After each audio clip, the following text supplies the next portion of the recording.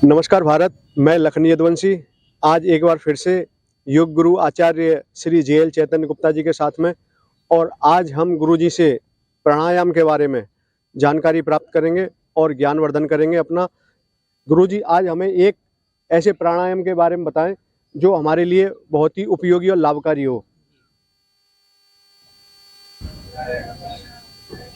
जी, स्वागत है सभी। ओम योगेन चित्तस्य पदेन वाचा मलं शरीरस्य च वैद्यकेन योऽयपाकरोत्तं प्रवरं मुनीनां पतञ्जलिं प्राञ्जलिरानतोऽस्मि। पतंजलिं प्राञ्जलिरानतोऽस्मि। आज की वार्ता में आपका प्रश्न बहुत अच्छा है। प्राणायाम, प्राण को आयाम देना। प्राण जो हमारी जीवनी शक्ति है, जो हमारी वाइटल एनर्जी है, उसको हम कैसे आयाम देते हैं, कैसे उसको कैसे उसका डायमेंशनल विस्तार किया जाता है, कैसे वो प्राण ऊर्जा हमारे अंग प्रत्यंग में जाती है। तो और इस प्राण का महत्व क्या है, इस संबंध में हमको ये जान लेना चाहिए कि हमारा जीवन जो है वो प्राण से ही चलता है। प्राण के बिना तो जीवन की कल्पना की नहीं जा सकती है। प्राण को हमारे यहाँ प्राणम वही ब्रह्म, वेद कहता है कि प्राण तो परमात्मा का रूप है। प्राण हमको कितना हमारे लिए महत्वपूर्ण है, इसके बारे में जानना और उस पर आगे बढ़ना। जब तक हम किसी चीज को जानते नहीं है, हमको हमारी आस्था उस पर होती नहीं है। जैसे आज युवा वर्ग जो है वो बहुत ही दिशाहीन हो चुका है, ऐसा लगता है। उस स्थिति में भी ये बात बहुत प्रासंगिक है, आज के लिए बहुत ही रेलिवेंट है, बहुत ही आवश्यक है जानना कि प्राण का महत्व क्या है और प्राणायाम कैसे करना चाहिए। विभिन्न प्राणायामों पर हमारी ये श्रृंखला चलेगी। और प्राण एक बहुत ही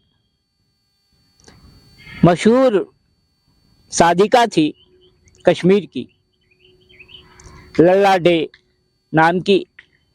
लल्ला डे ने कश्मीरी में लिखा कि जीवन के अनगिनत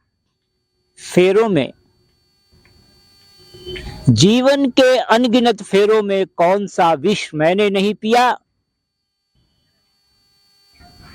प्राणायाम से मिलने वाले, प्राण नियमन से मिलने वाले, श्वास नियमन से मिलने वाले इस प्याले में अब अमृत के सिवा कुछ भी नहीं। श्वास नियमन से मिलने वाले इस प्याले में अब अमृत के सिवा कुछ भी नहीं। तो ऐसे जो है मनुष्य का जीवन जो है, अनेकों प्रकार की योनियों में भटकता हुआ मनुष्य आता है। वही सारी योनियां हम उन्हीं पर वेश आसन भी करते हैं। आसन क्या है? आसन में हम विभिन्न योनियों पर, जैसे मंडूक आसन ले लीजिए, मेढक के जैसा आसन करते हैं। हम मरकट आसन करते हैं, बंदर के जैसा करते हैं। ये आसनों का जो अभ्यास है ये इन्हीं योनियों पर किया।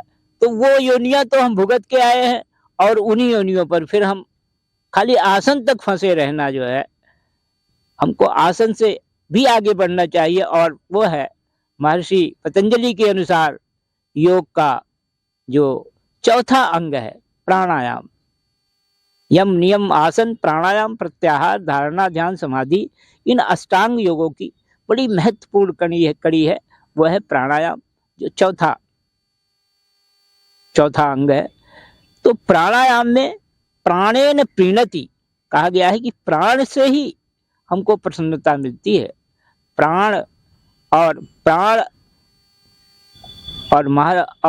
महर्षि वशिष्ठ जी ने तो कहा है कि मनस्य स्पंदनम प्राणः प्राणस्य स्पंदनम मनः, मन के स्पंदन से प्राण और प्राण के स्पंदन से मन चलता है। माने प्राण जो है जिसे हम श्वास कहते हैं, वो श्वास के नियमन से हमारी जो शारीरिक स्थिति है उसमें ट्रांसफॉर्मेशन होता है, बदलाव आता है, बिल्कुल आमूल चूल परिवर्तन हो जाता है श्वास के नियमन से।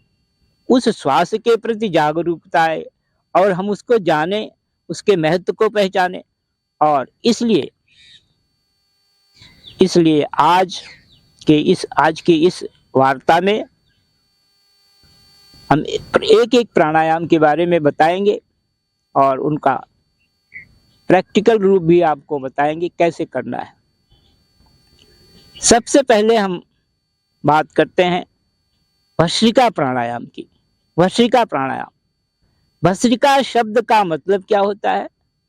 जैसे लोहार के यहाँ धौंकनी होती है, कहते हैं ना मरे खाल की सांस तो लहू भस्म हो जाए।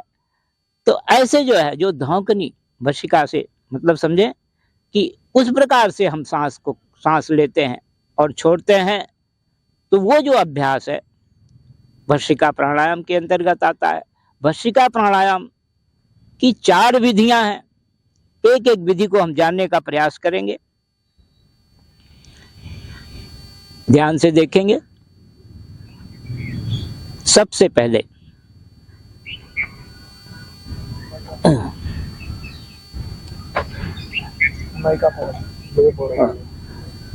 पहले हम करेंगे पहली विधि भस्त्रिका प्राणायाम की, जिसमें हमको क्या करना है। पहली चीज होता है ये कि योग के आरंभ में हम आपसे पहले भी हम अपने अलग दूसरी वार्ता में कह चुके हैं कि हमारा बैठना, हमारा जो सिटिंग पोज है, जो बैठने का आसन है, वो हमारा बढ़िया हो, सुंदर हो। उसमें क्या होगा कि हमारी कमर गर्दन सीधी होगी, हमारे पैर जो हों वो आप किस आसन में, सुखासन में भी बैठ सकते हैं, आप सिद्धासन में बैठ सकते हैं, आप जो है पद्मासन में भी बैठ सकते हैं। किसी भी आसन में जो आपके लिए, आसन की विशेषता यह है कि स्थिरम सुखम आसनम, जिस भी आसन में आप बैठें, कि आप जब बैठें तो आपको अच्छा लगे, आपको बेचैनी ना हो, आप अच्छा अनुभव करें, आपको सुख की प्राप्ति हो, उसी को आसन कहते हैं। तो जिस भी आसन में आप बैठें, आप कंफर्टेबल पोज में रहें और अभ्यास को करें। इसमें हम पहली विधि में हम सांस को लंबा गहरा भरते हैं और छोड़ते हैं। सांस की ध्वनि आनी चाहिए, लेने की, श्वास प्रश्वास की, जो हम पूरक करते हैं, सांस लेते हैं पूरक, सांस छोड़ते हैं रेचक। दोनों पूरक और रेचक दोनों क्रिया जो है वो हमारी, उसमें पूरा लंबा गहरा सांस भरना है ध्वनि के साथ और लंबा गहरा छोड़ना है ध्वनि के साथ। तो इस प्रकार से ये पूरी की पूरी जो प्रक्रिया है ये हमारे फेफड़े से जुड़ी होती है। जो डायफ्राम है वो गुब्बारे के जैसे फूलता है और पिचकता है। तो और हमारी इसी प्रकार से जो हम सांस भरते हैं तो हमारी छाती ऊपर जाती है और सांस छोड़ते हैं तो नीचे जाती है। इस अभ्यास को आप करेंगे, जैसा कि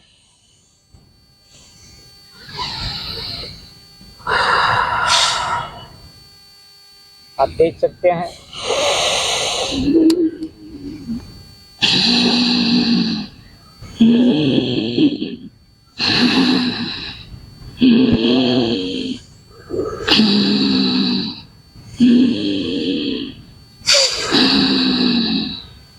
इस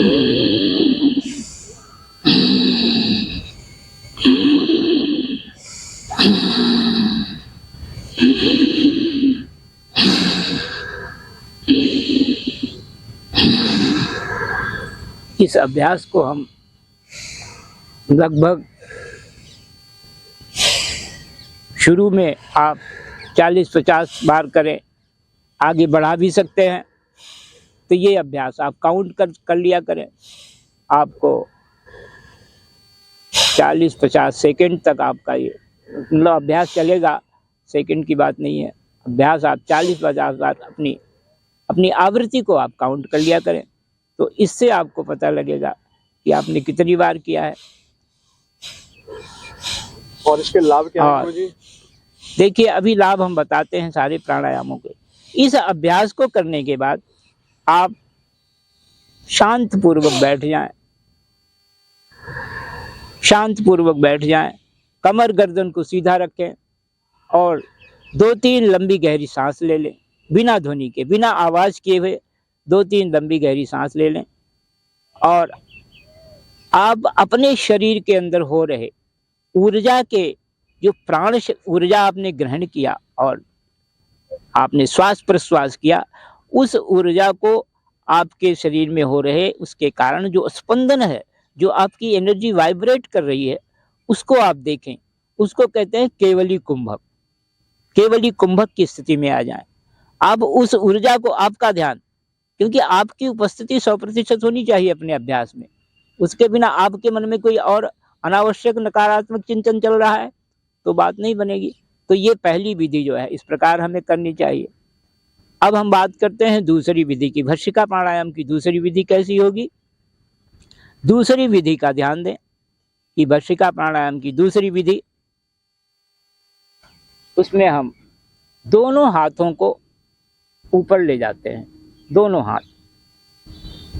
हाथ सांस भरते हुए पूरा ऊपर और अपने कान के साथ चिपका के रखें। ऐसा नहीं है कि अलग अलग दूर रखें। और ये अच्छी, इस पहले पोजीशन को समझ लें, अपने आप को व्यवस्थित करते हुए। तो हम सांस भरते हुए ऊपर ले जाते हैं और सांस छोड़ते हुए नीचे ले आते हैं। जैसे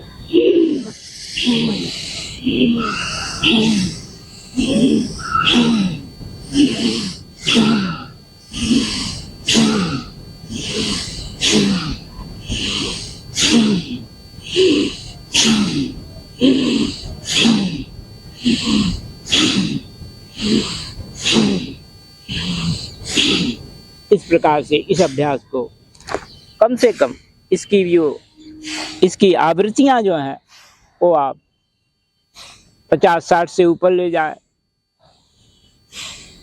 70-80 तक धीरे धीरे बढ़ाएं आगे। तो यह जो है ये दूसरी विधि के बारे में आपको बताया। और इसके बाद फिर आप विश्राम करें। विश्राम में हमको क्या करना है? पूरे शरीर को हम शिथिल छोड़ देते हैं। पूरे शरीर को शिथिल छोड़ देते हैं, पूरा रिलैक्स करते हैं। 2-3 लंबी गहरी सांस बिना ध्वनि के लेते हैं। बिना ध्वनि के 2-3 लंबी गहरी सांस लेते हैं और अपने अंदर हो रहे ऊर्जा के विस्तारण को, जो प्राण शक्ति हमने लिया, प्राण शक्ति का जो घर्षण हुआ, वो पूरा का पूरा घर्षण आपके अंदर में, आपके शरीर में एक अद्भुत अलौकिक शांति आपके शरीर में पैदा होगी। आप उसको अनुभव करें कि आपको कैसा हो रहा है। मैंने इसके लिए बताया आपको, केवली कुंभक की स्थिति आ जाती है जिसमें सांस प्रश्वास कुछ नहीं हो रहा, केवल आप ऊर्जा को अपने अंदर देख रहे हैं। ऐसी स्थिति को, इससे क्या होता है कि हम अनुभव करते हैं, धीरे धीरे हम ध्यान की अवस्था में चले जाते हैं। तो ये दूसरी विधि हुई। और तीसरी विधि, दो ही विधि, हाँ। तो ये 2 विधियां हमने आज की वार्ता के लिए, ये 2 विधियां भस्त्रिका प्राणायाम की बताई हमने। और अगले वीडियो में बाकी चीजें किए जाएंगे।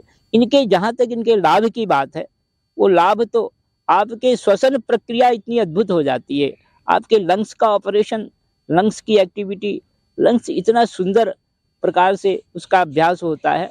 और सबसे ज़्यादा महत्वपूर्ण है कि कुंडलिनी जागरण के लिए बड़ा अद्भुत है ये प्राणायाम। तो आज की वार्ता के लिए इतना ही। बहुत बहुत धन्यवाद। हरिओम तत्सत। धन्यवाद गुरुजी, आपने आज बहुत ही लाभकारी जानकारी दी और जो भी हमारे व्यूअर्स हैं इस वीडियो को देखेंगे वो भी अवश्य लाभ प्राप्त करेंगे। और हम अगले वीडियो में आपको भस्त्रिका प्राणायाम के 2 और विधियों के बारे में बताएंगे। गुरुजी ने आज 2 विधियों के बारे में बताया। नेक्स्ट वीडियो में हम 2 विधियों के बारे में गुरुजी से और जानेंगे। तब तक के लिए जय हिंद, जय भारत।